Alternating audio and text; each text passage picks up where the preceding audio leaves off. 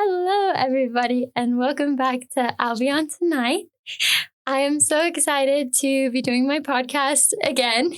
As you may have noticed if you're a regular listener, it's been quite a bit since I've put out an episode.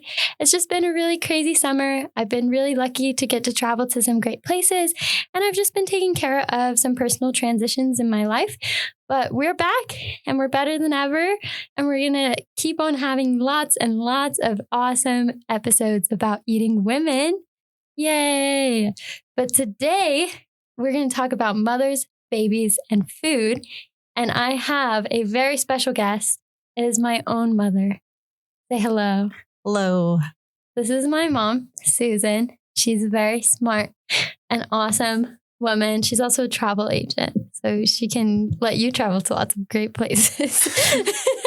That's a little shameless plug for my mom. Also just an awesome person. So we're going to be talking about the history of infant feeding and kind of the different ways that mothers have fed their babies across this time period that I like to specialize in, and kind of the social and cultural and also just emotional implications that had. Moms. Yes. And she is the foremost expert on being a mom because she is mine. So, do you know what a wet nurse is, Mom? Yes, I do. Yeah. Would you ever want to be a wet nurse? They're the people that they feed other women's babies their breast milk. No. No, it doesn't sound appealing.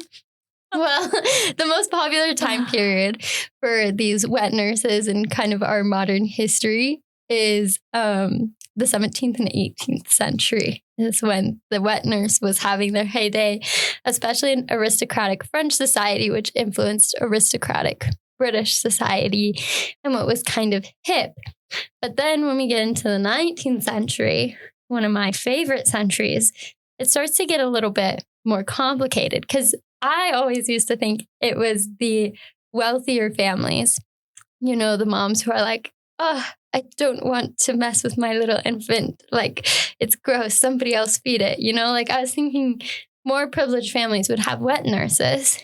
But according to some of my sources, with the industrialization and the increase in factories, the more well-off factory workers who could afford it and worried that their milk was insufficient for their babies would actually go find people who were even worse off in society than them, but had good milk, apparently, which were peasants, because they were getting that fresh farm air.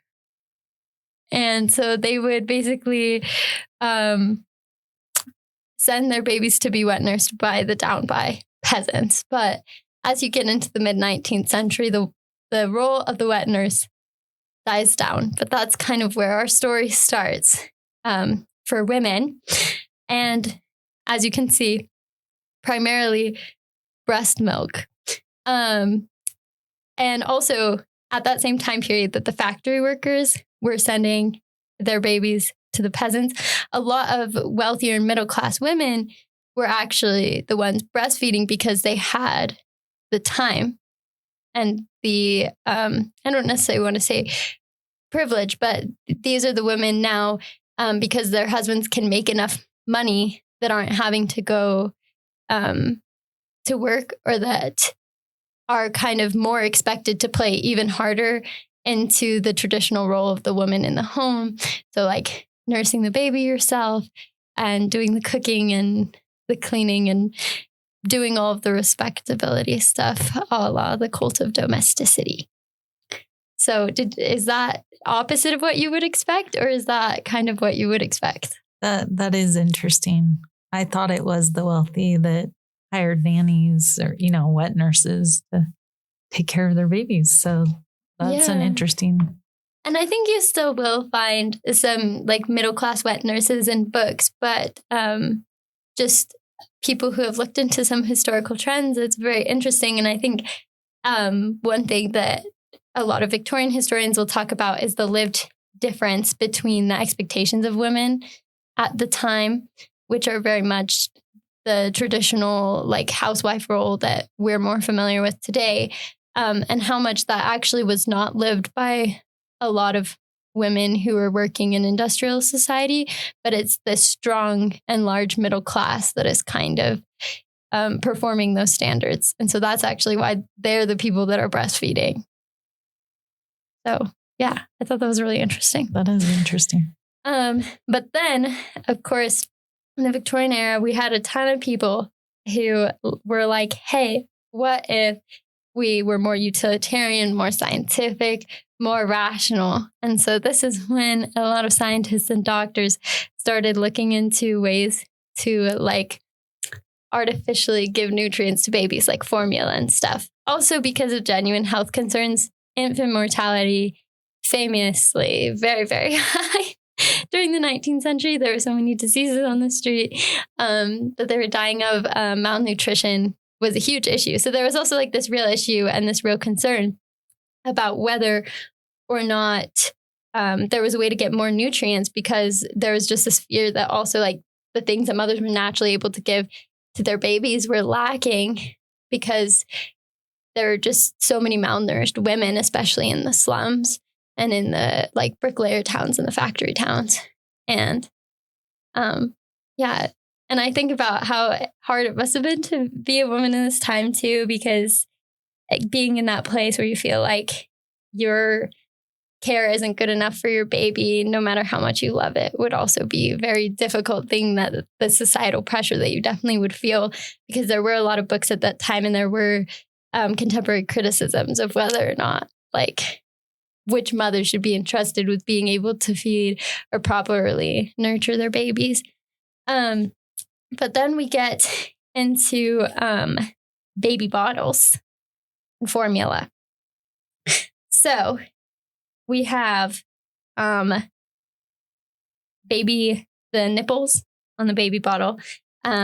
We have this quote from A History of Infant Feeding called, that says, quote, teats or nipples introduced in the 19th century were originally made from leather and were preferred over the use of devices made from cork. In 1845, the first Indian rubber nipple was introduced.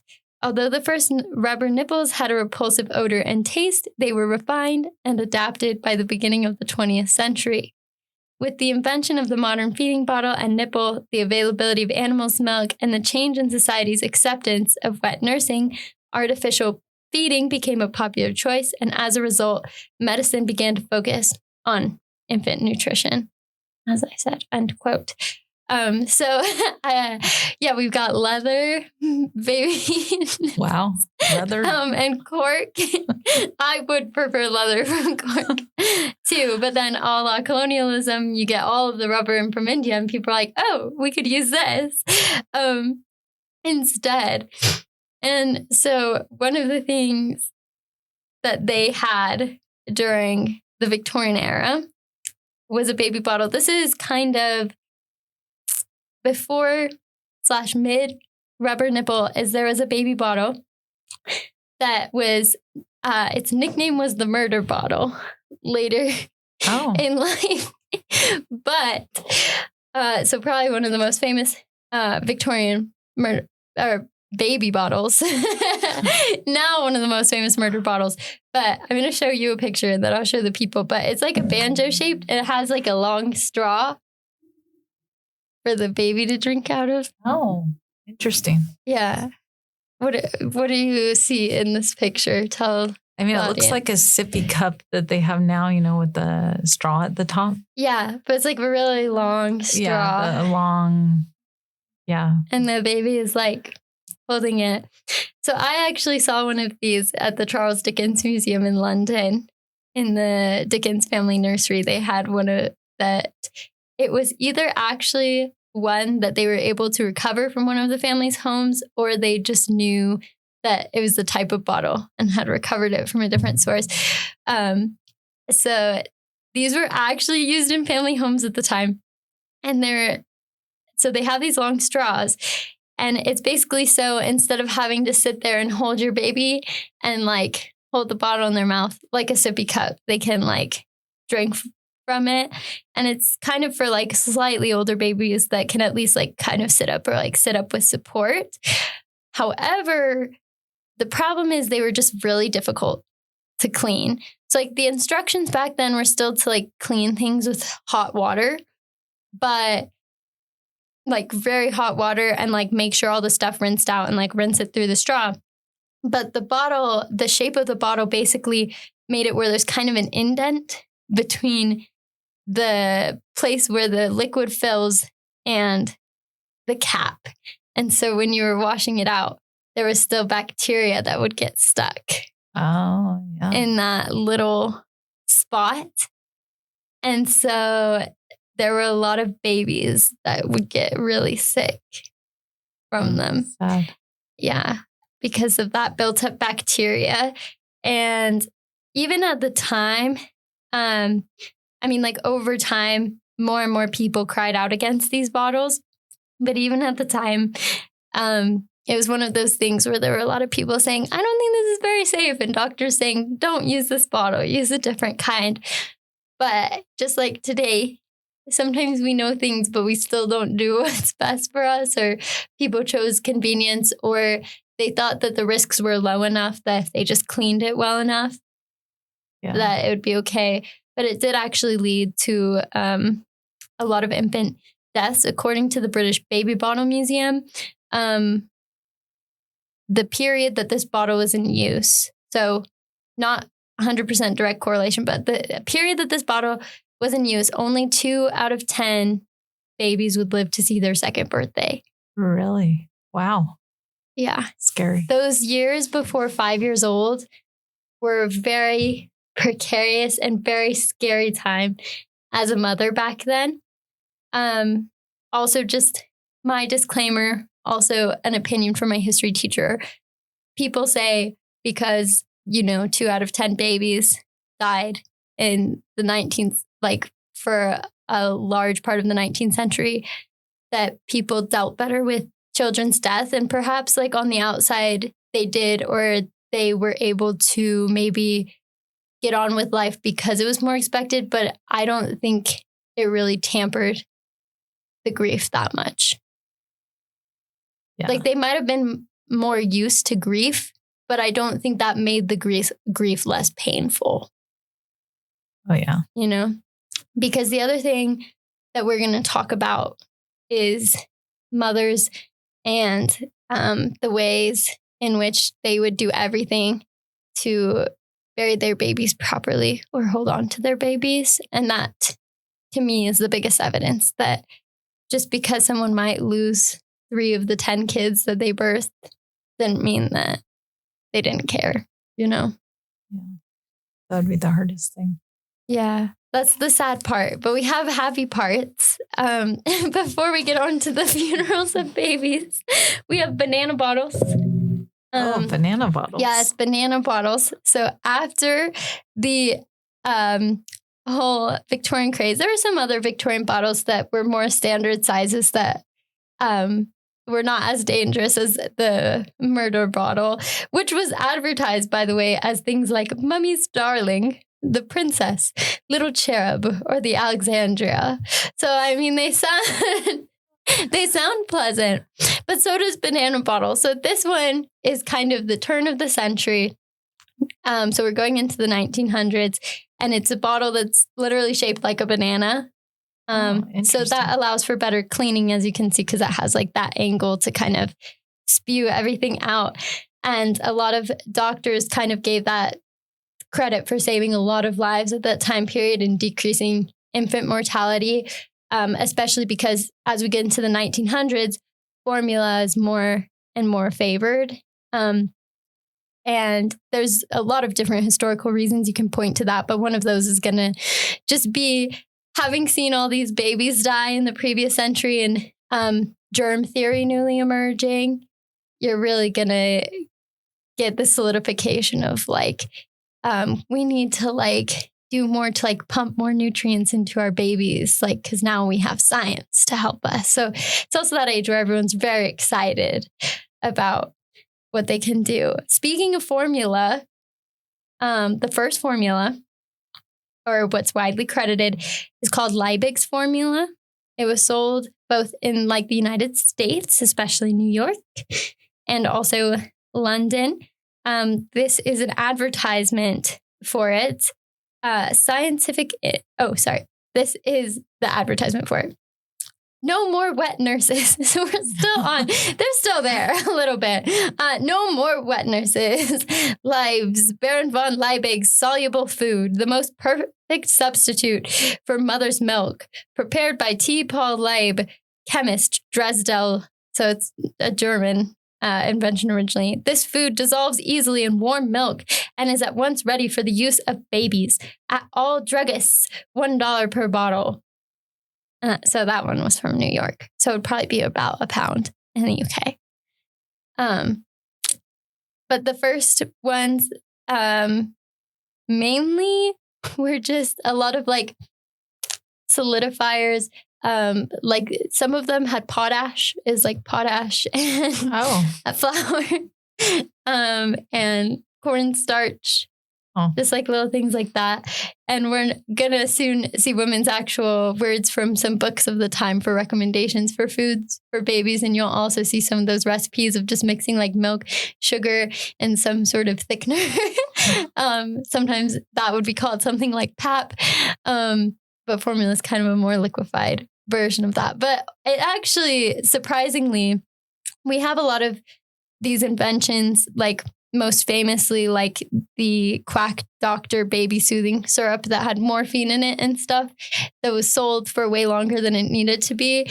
But formula actually seems to be one of those things that once it came out, there kept being different suggestions and changes to it more rapidly than some other things, because I think there was enough like mothers like kind of lobbying together to who actually really cared about the effects on the baby, you know, and wouldn't buy, you know, and that's not to say the ones giving the soothing syrup to their babies didn't care, but it looked like it was working. Like it would be easier to tell the formula isn't working, but the soothing syrup, it looked like it soothed your baby because they'd go to sleep, but it was because you were dosing them on morphine. Oh gosh. So crazy. But you didn't know. Yeah. So that was kind of pretty crazy. But now we go to the sad part, and then we'll go back to the happy part with mother's recipes and mother's agency. Okay. But are you ready for the sad part? Okay. I'll prepare myself. Okay. She's prepared. Okay. So this is one of the things that I would do a TED Talk about. I'm very passionate about this topic. So as we've already talked a lot about, of course, in an episode that's mainly focused on the 19th century, there are a lot of babies that pass away, especially because there are a lot of working class households where you can read Victorian charity books, where some of them which are favorable and more understanding and compassionate, and some of them that are like, you should be able to live off of 10 cents a week. Why don't you just do better, poor people? But you can see from these books when they're looking at like what these people can afford per week, or people are suggesting like amounts of bread or stuff for the very destitute because they're sitting having enough to eat for every meal. And they're like, well, technically a person could live off of like a loaf of bread for this many days, you know, and a loaf of bread and some soup stock in this, you know, in these books. There's one I'll attach to this episode called Thrift, if you want to be triggered by people not living in circumstances telling people what they should eat and live off of. But from this, you can see there's a huge problem with malnourishment. There's a huge problem with adulterated food like rotten meats, flour that's had like non-edible powder substances mixed into it. So you have moms that are having a very hard time feeding their children. You have moms who are just trying to like mix whatever nutrient they can with like milk or water to make it digestible for the baby, which we know now it's really still bad to like feed things to your baby's digestive system that it's not ready for yet, but they're just trying anything to not watch their kids starve. And so then one of the things that you have happen when babies die is that you'll still see in these neighborhoods that like these babies have headstones, even if they're not the fanciest. Like a lot of times, unless it's like last resort, they really want to bury the babies properly. For one, because British religious beliefs at this time are very big on you needing like your full body preserved or like encapsulated. Like you don't want to take apart or dissect a body, because there were just a lot of beliefs, like on the ground beliefs, that you couldn't be resurrected. And people wanted to see their babies again. But some of them could not afford the funeral costs without saving up weeks' wages. And so there were middle-class people that would come do their rounds visiting working-class homes. And then they would kind of both sympathetically, but also maybe disgustedly talk about the fact that some of these homes still had the dead babies in the home, even after the baby had died. That's sad. And like a lot of assumption historically about this is like, wow, especially like with the classism that's historically been very large in Britain, is like, how messed up. But it's because, for one, grief does strange things to you. You know, maybe moms just want to see their babies for longer. There's a scene in a novel from the time, Bleak House, where the baby is lying on the fireplace mantelpiece and they've covered it with the only nice handkerchief that they have, because that's kind of their dues. But also it takes a lot of convincing and comforting for the mother to like really let the baby out of the home, because that is a recognition that it's gone. And so I just like to read this passage that I'm going to read. This one's not from a novel. It's from a book called The Bitter Cry of Outcast London, An Inquiry into the Condition of the Abject Poor. And it's by Andrew Mearns and William C. Preston, who were religious figures at the time.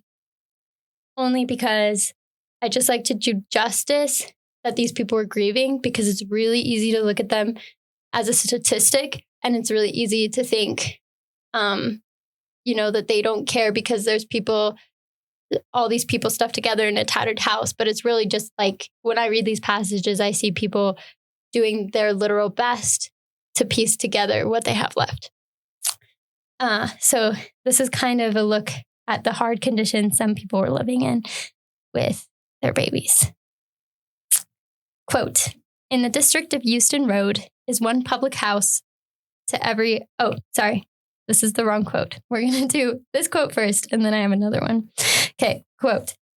Every room in these rotten and reeking tenements houses a family, often two. In one cellar, a sanitary inspector reports finding a father, mother, 3 children, and 4 pigs. In another room, a missionary found a man ill with smallpox, his wife just recovering from her 8th confinement, or pregnancy, and the children running about half naked and covered with dirt. Here are 7 people living in one underground kitchen and a little dead child lying in the same room. Elsewhere is a poor widow, her 3 children, and a child who had been dead 13 days. Her husband, who was a cabman, had shortly before committed suicide. Here lives a widow and her 6 children, including her adult children. Another apartment contains a father, mother, and 6 children, 2 of whom are ill with scarlet fever. End quote. Wow. I know, I'm sorry. I'm sorry for making it's heavy and it's very condensed, which is what they do. There's also another quote that I didn't quote directly because I feel like it's even more triggering, but there's one that they wanted, unlike other people who wanted to make sure that their baby had beliefs around resurrection about burial, this family, it seemed, wanted an inquest, or there were circumstances in which an inquest was held into their child's death. And they had to, there was like no office to go into for them. And so the inquest on their child had to be held in their house. And so they had a dissected baby in there. Oh, no. And had to live with that. Oh. Yeah. Awful. So I'm not trying to make everybody sad. I just I feel like as a historian who likes to study the life of everyday people, I don't pretend to know what it's like, but I like to do my due justice that there were people, this was their everyday reality. And they were strong and they had to keep going. But also because and this book, really the purpose was kind of written. This book kind of ends. It's called The Bitter Cry of Outcast London because it's basically saying it is a cry out for help and we're not doing anything about it. So it is actually supposed to get society mobilizing to do something about it. But sometimes these kinds of sources were used by others, for reasons of classism or things like that. Because the other quote I was going to read is about how there's one public house to every 100 people, and kind of this judgment, but also reality, quote, children who can scarcely walk are taught to steal and mercilessly beaten if they come back from their daily expeditions without money or money's worth. Many of them are taken by the hand or carried in the arms to the gin palace, and not seldom may you see mothers urging and compelling their tender infants to drink the fiery liquid. So there were also mothers feeding their babies alcohol in the neighborhoods.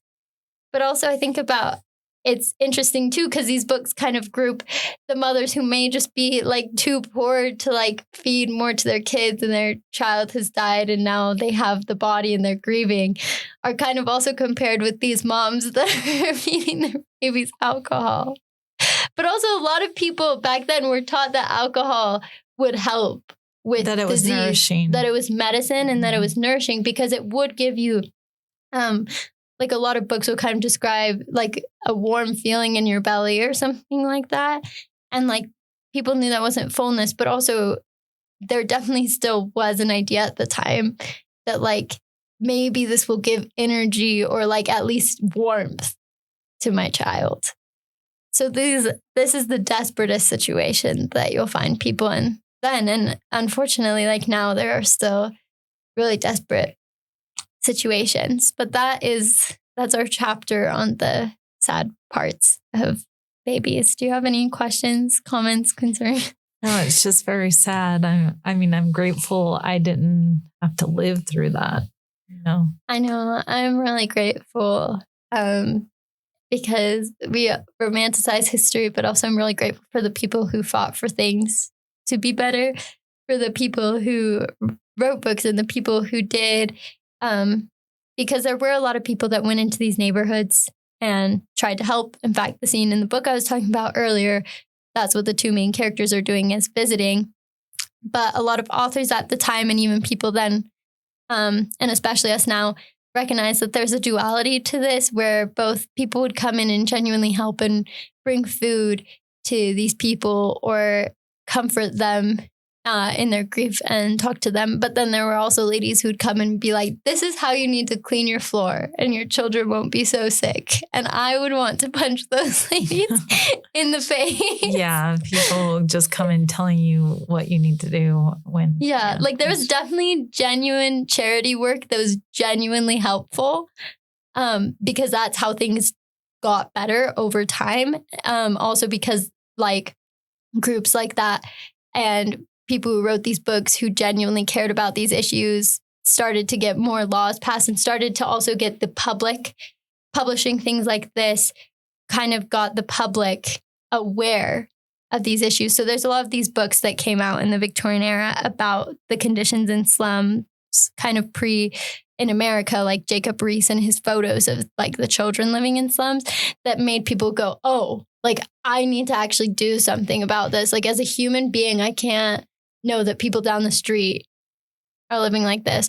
But you definitely did have those judgmental jerks that, yeah, that also would have made it hard because it's you want people, you appreciate the help, but also it's your life and you're trying to get it together, and to have people come in and judge you and say, you're not feeding your baby right, you're not doing this right. It's well, that's not going to fix the fact that this is happening to me. Yeah. But now we're going to read about baby food. Woo! Yeah, baby food. Baby food. Baby's getting fed. Baby's living. It's going to be good. Baby's thriving. Baby's thriving. Hopefully on some of this, on some of this food.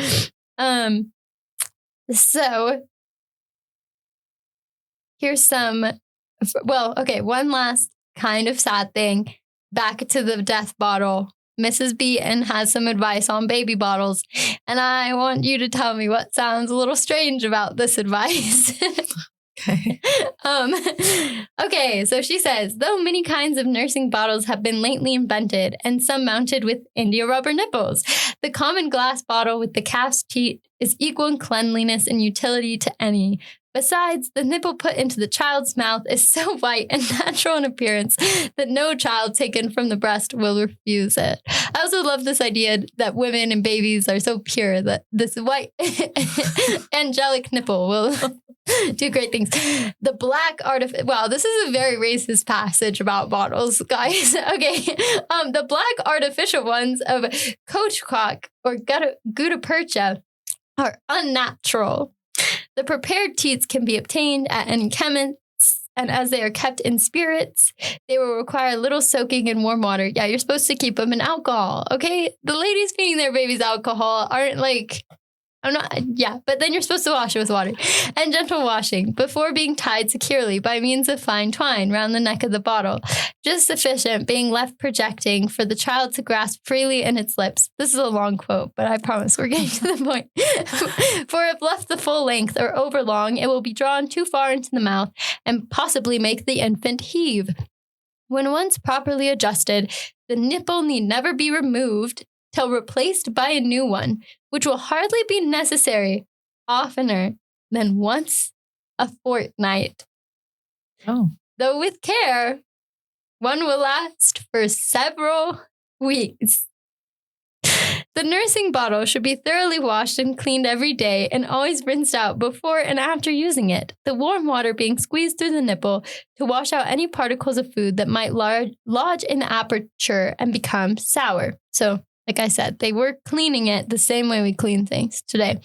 The teat can always be kept white and soft by turning the end of the bottle, when not in use, into a narrow jug containing water, taking care to dry it first, and then to warm it by drawing the food through before putting it into the child's mouth. End quote. So I feel bad that I don't know this today, but when you're like changing out or cleaning out like lids or things for babies, how often do you do it now? Like to clean them? You have to do them after every use. After every use. But how often do you change them out? I mean, I usually had several like nipples on hand so you could switch them out. Because while you're washing the other one, of course, now we have dishwashers too. But I mean, but some things. So you'd still keep them, but you would kind of dishwash them and cycle through them. Yeah, but some you'd have to hand wash. I mean, some are not made for the dishwasher, but it gave you more time to clean them. Okay. To be honest, if you have more on it. But you kind of have multiple, and then like, did you ever throw them away, or do you just keep washing them? Oh yeah, I mean, if they get brittle or something, or okay, I was just curious because I should have researched the modern equivalent. But I just know that the British Bottle Museum was blaming Mrs. Beaton's advice for not changing them out for every 2 or several weeks to increasing the deadliness of the bottle. Because also the way the lip is around it, if you don't wash it well or like take it, I mean, the way nipples are now, at least, you have that little ring that goes around. Yes. And so usually between the ring and the nipple, like you'll get buildup of like the milk, or, I mean, you could get bacteria there. So you'd have to rip it out and then rinse that really well. Yeah. So if they're not ripping it out, and I'm not sure if her advice was meant to like you're rinsing it out and then you just don't replace it.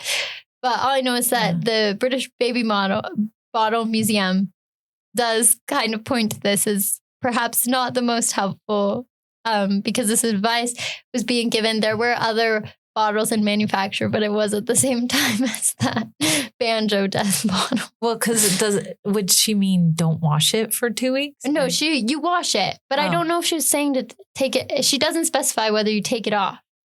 She's saying you don't change it out. Yeah, because I wonder She if says you still don't change between it that out for lip, 2 weeks. You'd still build it up. Yeah. Because even if you rinse the bottle, that's where you have to worry about the buildup. Yeah, because it was that lip ring, and then kind of that kind of an indent, because the bottle neck is kind of not as wide as like the bottle bottom. So there's like that indent there. I mean, we're kind of spoiled because you usually have like several different lids, you know, or nipples on hand. So you'd have a clean one you could switch out.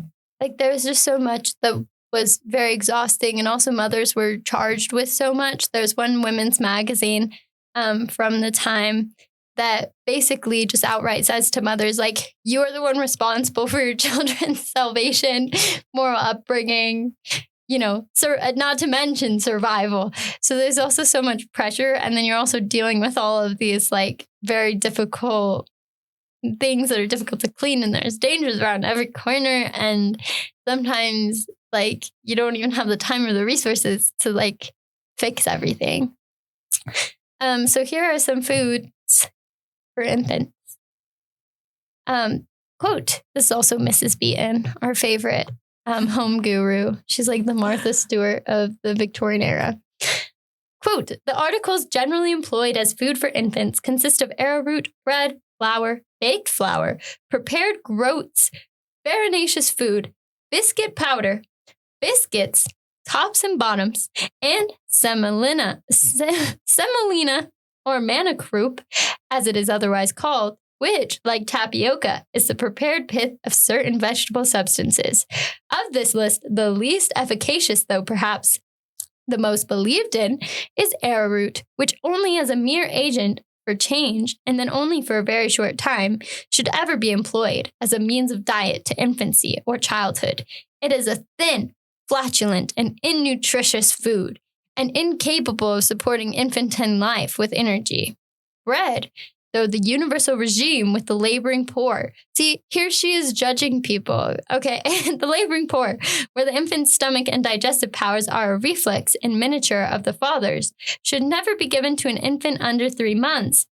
And even then, however finely beaten up and smoothly made, is a very questionable diet.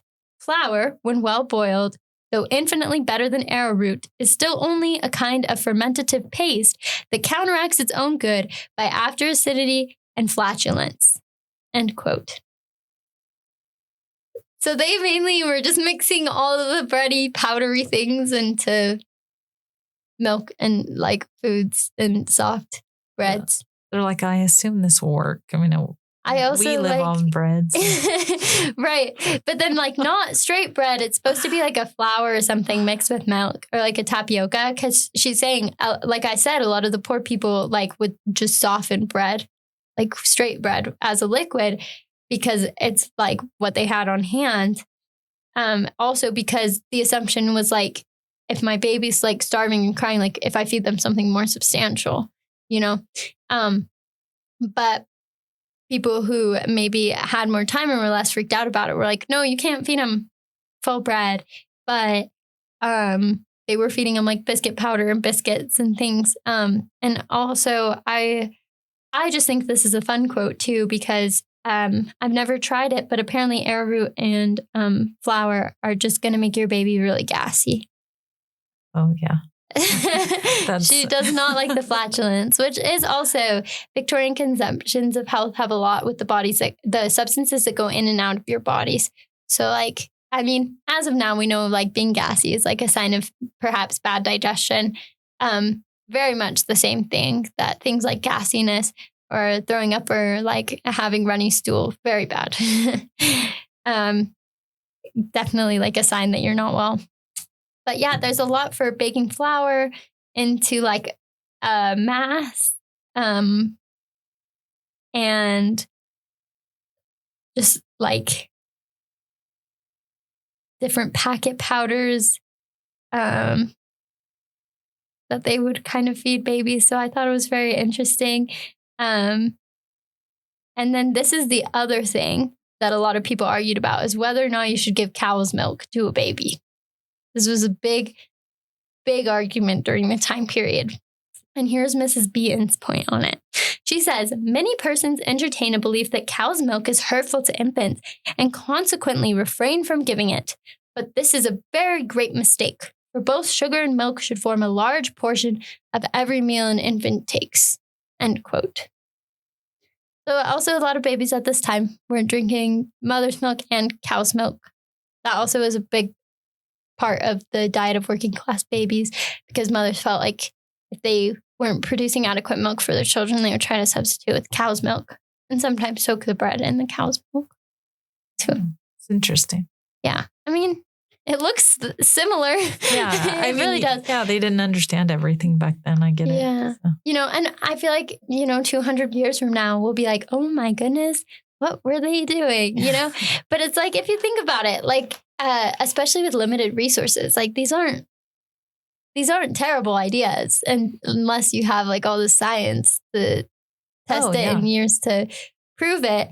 But also because like everyone's health is so individualized too, that you would also likely, I don't have as much research on this, but also likely it's kind of I imagine if I was a mother then too, if I try something in these books and it works for me and all of my kids live to 5, then I'm doing it, and I assume there must have been people like that. That's just a personal insert, but I think if it works, it works, right? And all you care about is your baby living, and totally. And of course, other things too, but really those first years of life for a mother, I feel like are just filled with anxiety.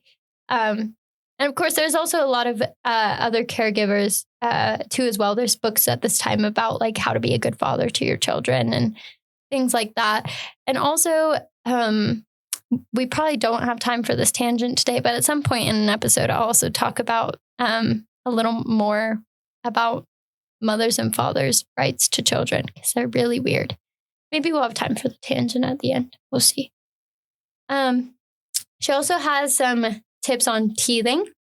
Mrs. Beaton says that you can use ivory rings and stale crusts of bread as teething tools.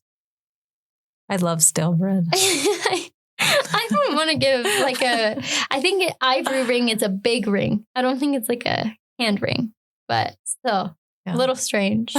Very colonial, taking elephant tusks and letting your baby chew on them. Interesting. A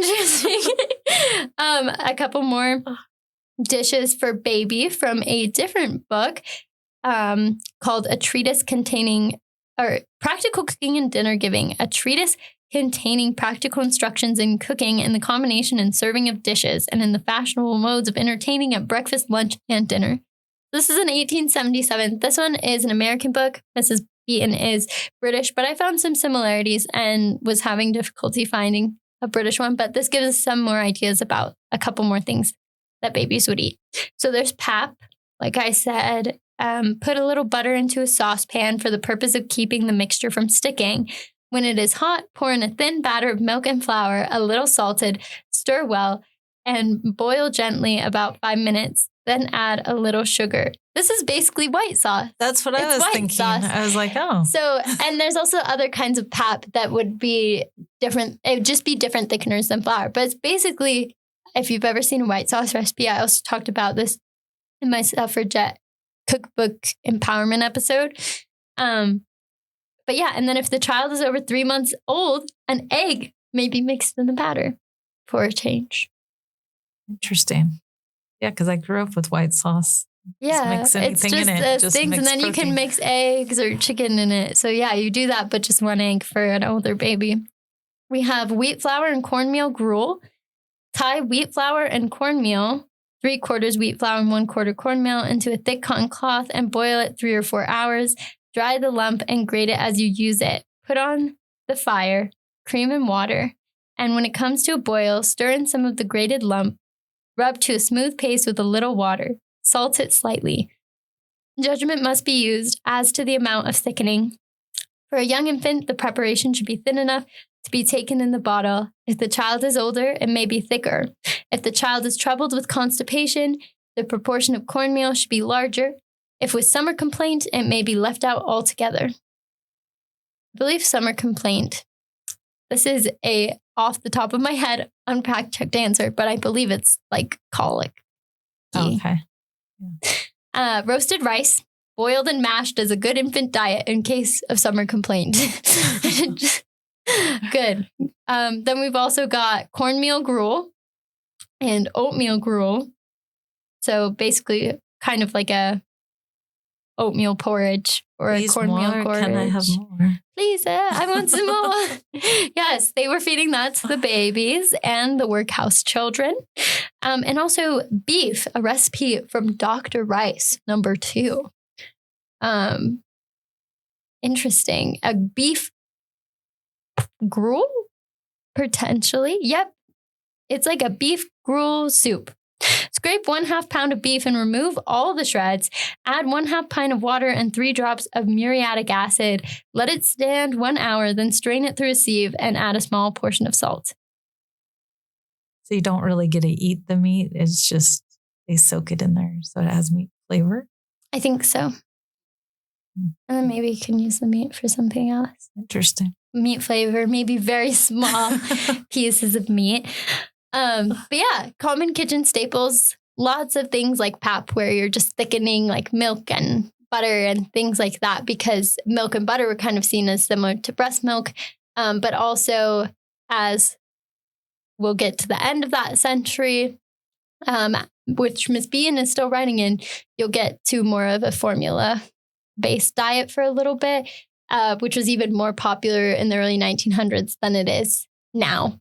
I think because of concerns about the health risks, people thought like a scientifically like quote unquote proven like nutrient was better than the risk. Because that was when people really wanted to trust in some sort of rational explanation. Not everybody is a generalization, but just you'll see like societal trends of like trying to really organize and beat it down. That started in the 19th century, but kind of 1900s and 1920s. Popular way to make sense of things. Okay, we do have time for a brief epilogue because this is one of the social and cultural implications of mothers and child feeding. Okay, first of all, the moms, they're usually the ones breastfeeding the children. They're usually the ones caring for the children in the first years of life. They're the ones that birth the children out of their bodies, all right? But Victorian law, if you got divorced, which was pretty rare, because up until, I'll find you guys the exact year, I'll post the document, but up until a specific point in the 19th century, you also still had to get an act of parliament to get a divorce. It was like a big deal. Like it took some time. It was easier for guys to get it passed through than girls, for sure, because of other things like sexism. Like women had to prove like abandonment, like not just cheating, but like abandonment. Like your husband not only had to like cheat on you, but had to like stop paying for your livelihood or stop feeding you food. And there was no such thing as marital rape. That wasn't like considered a thing because your husband was considered, it was just considered that you could just have sex, whatever. Yeah.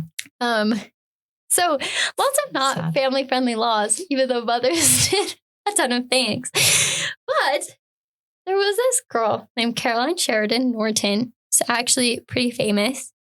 Do you remember watching the dramatized series Victoria?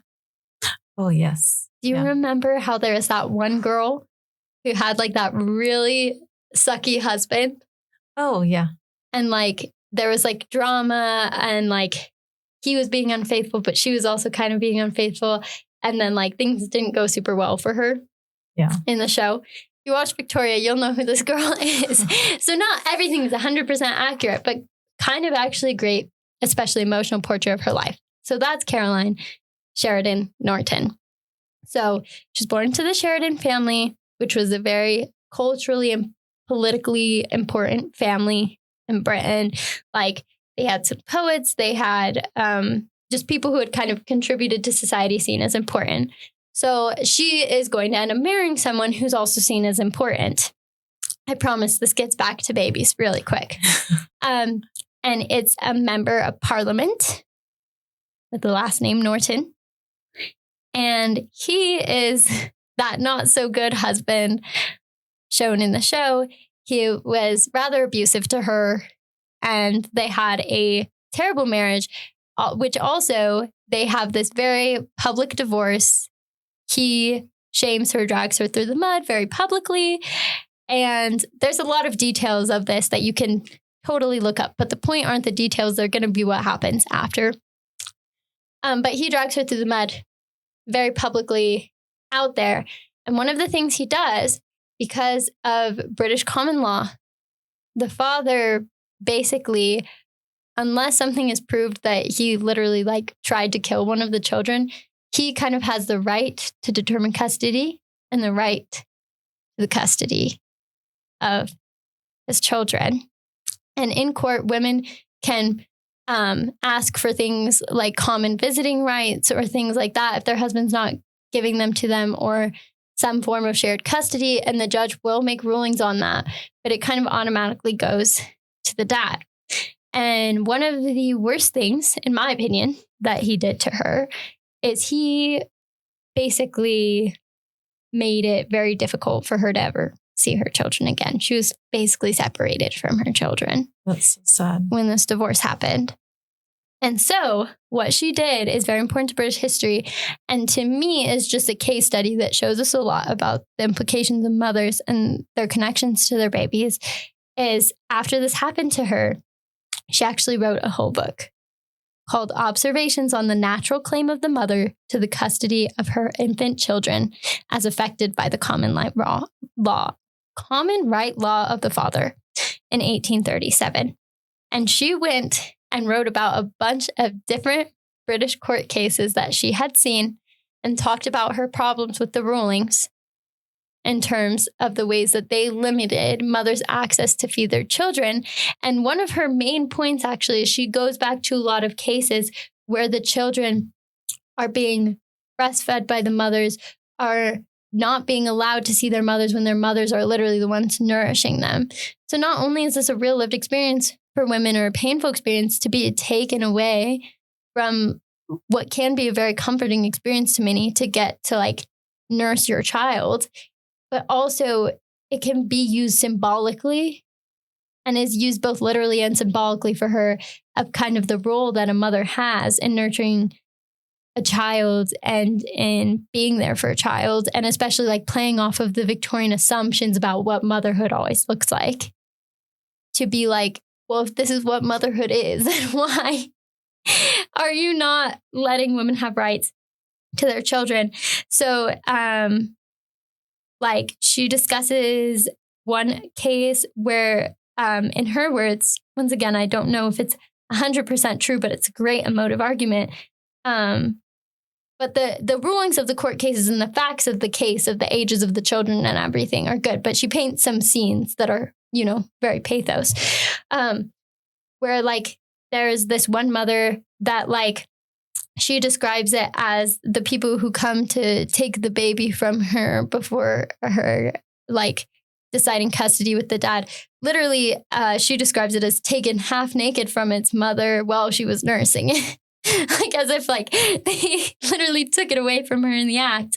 And so, yeah, she sees a mother as a source of moral, emotional, and social nourishment, because she also talks about mothers with older kids and how they've never said anything bad about the dad, and they've just wanted to be a companion to their kid who doesn't have many other people to talk to or many other girls to talk to if they're just with the dad. And so she also sees this as kind of going on, you're nourishing your child throughout your life. And then one quote that I have here that I just thought was kind of a good thing to end with on this section is, it's on the case of Mrs. McClellan in 1830 at the Court of King's Bench. And she said, quote, Caroline Norton wrote in her book, quote, Mr. Justice Patterson did indeed give it as his private opinion that the sickly child would be best in the custody of its own mother. But as a judge, he considered he was bound to decide against that mother, or rather that he had, quote, no power to interfere, end quote. The same remark made in the foregoing example of Skinner versus Skinner will apply here, namely that the power to interfere ought to exist somewhere, and that power should be exerted to protect the mother's claim to children under the age of nurture.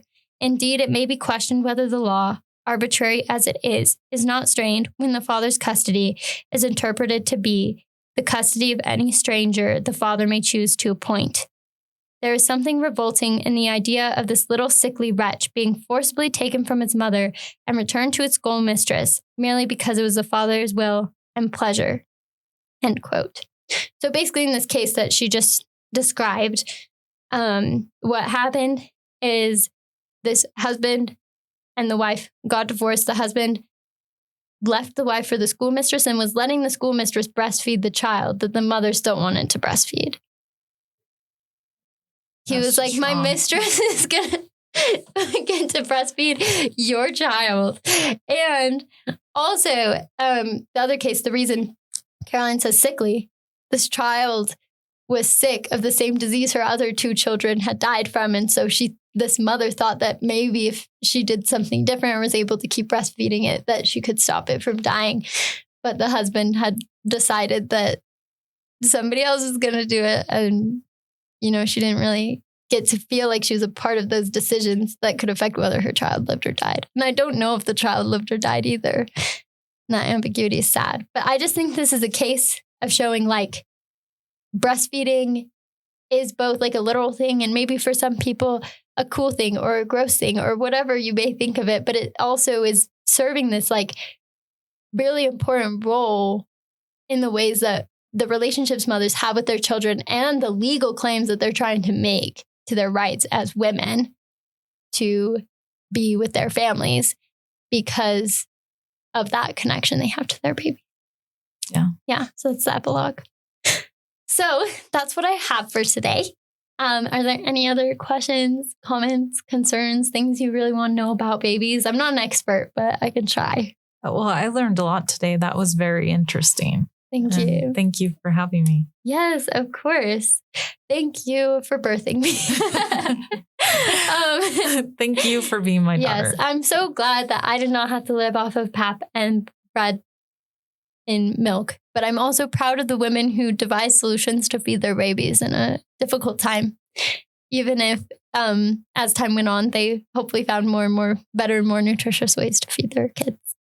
Yeah. There's some strong women back then. So grateful for them. Yes. And I'm grateful for Caroline Norton because eventually that was not the case anymore. Took a long time, but eventually women were given a lot more rights when it came to their rights in marriage and to their children later on. Yeah. That's important. Yeah. So thank you guys so much for listening today. It's been a true pleasure. And thank you for guest starring today.